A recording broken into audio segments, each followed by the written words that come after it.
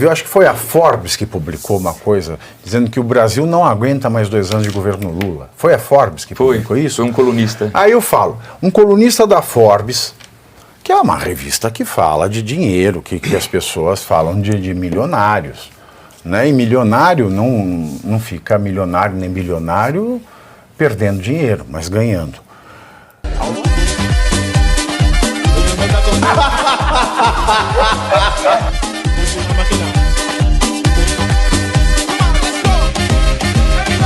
A Câmara dos Deputados aprovou, na noite de ontem, o texto base do primeiro projeto do pacote de corte de gastos, que não corta gastos, mas corta receitas, encaminhado pelo governo Lula ao Congresso. É claro que o Congresso aprovou algo que foi enviado ao Congresso, né, Alemão?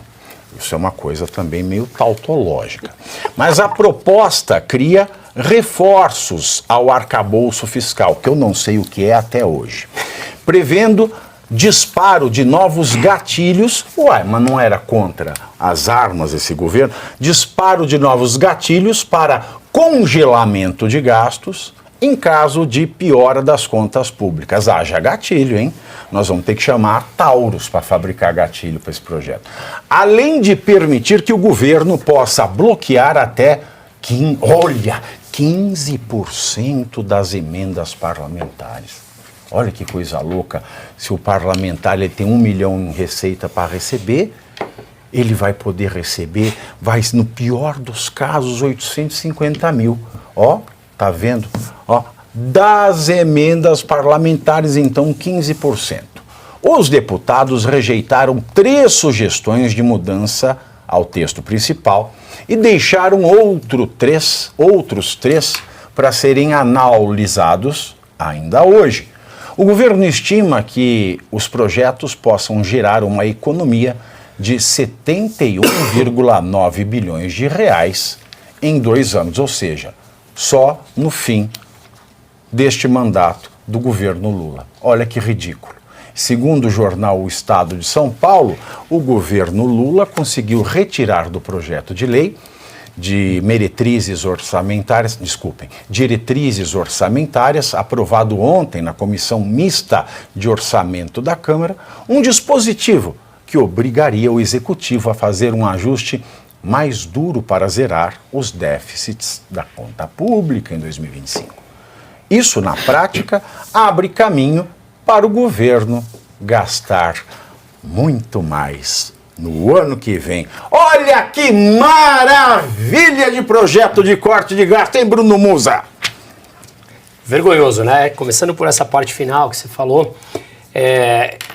dá nitidamente para perceber que eles não querem e não vão cortar os gastos como deveriam. O primeiro ponto importante é que aquele anúncio que foi feito pelo Haddad, onde foi um anúncio de corte de gasto que não corta gasto, inclusive quando ele apresentou lá mais renúncia fiscal, basicamente ele já foi por completo desfacelado. Por que isso? Porque pensa o seguinte, quando o Banco Central precisa subir a taxa de juros para conter a inflação, que já é um presente, e isso facilita a narrativa para eles falarem que é culpa do Banco Central, porque muitos podem dizer, olha, Banco Central, então não suba a taxa de juros. Vamos lembrar que ele subiu de forma unânime com os diretores indicados por esse governo.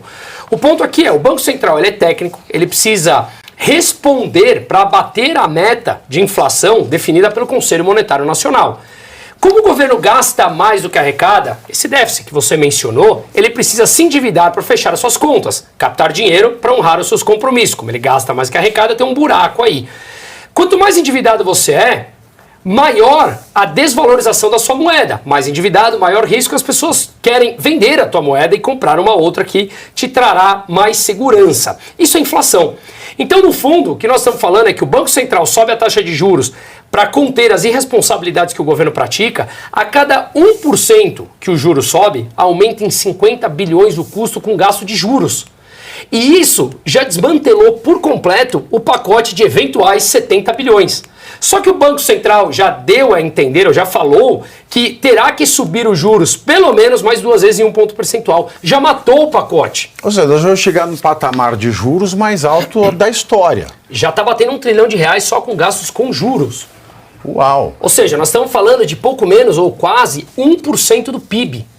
Então tudo isso, gente, e de novo, facilita o discurso para falar, a culpa é do Banco Central. Não, o Banco Central, ele precisa responder às expectativas inflacionárias que já estão presentes na nossa vida novamente. Então tudo isso mostra que o governo, ele não quer consertar esse problema. Seria razoavelmente fácil.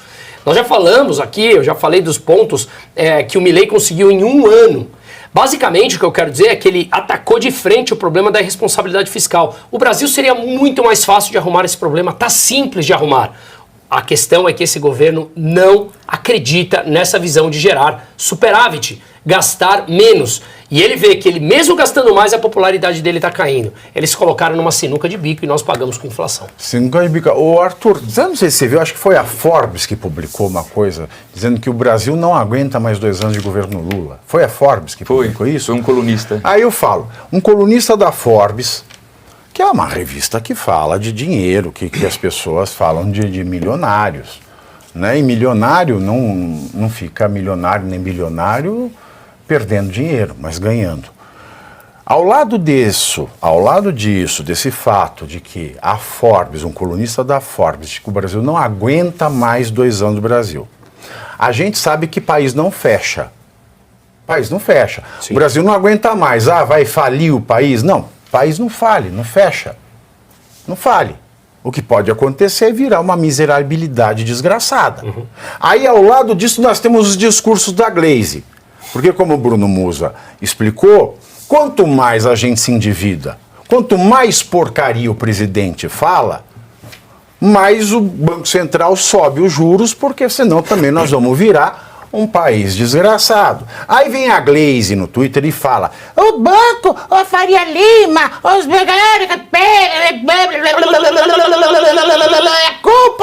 é culpa de todo mundo, menos do governo que não para de gastar. Aí ela não entra no inquérito de fake news, ela continua apostando.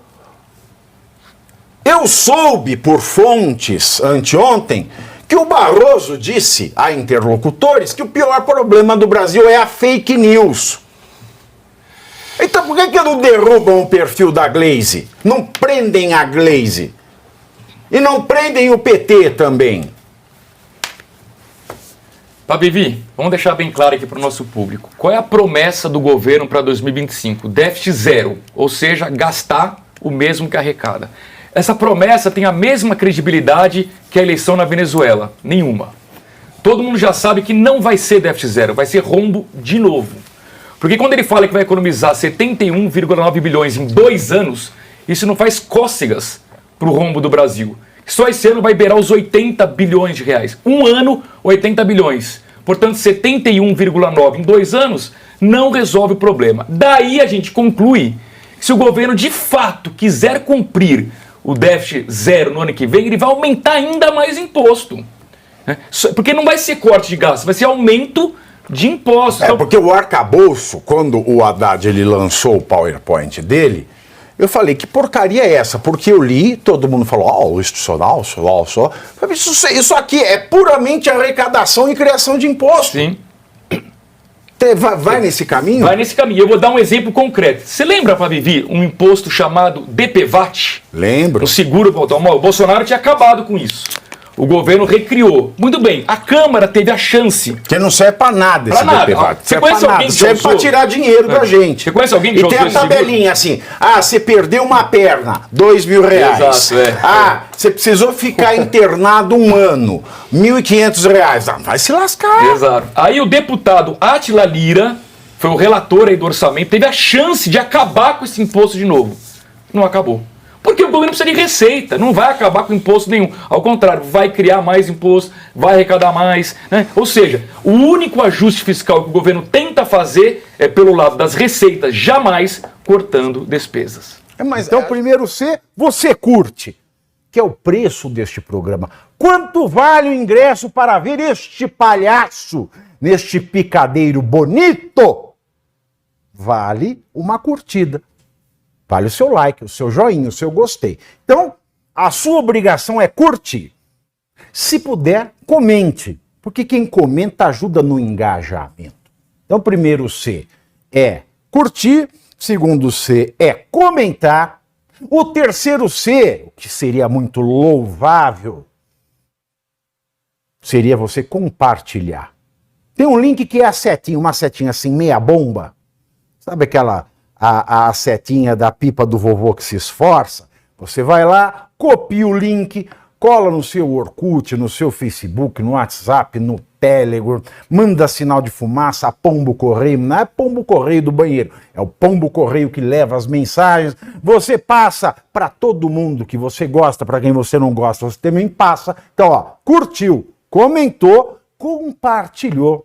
E se puder, se quiser, se o seu bolso comportar e se seu coração assim permitir, contribua com este programa que vai substituir o Jornal Nacional. Olha que pretensão maravilhosa, hein? Se liga, ô Bonner, nós vamos derrubar o Jornal Nacional. Esta é a meta.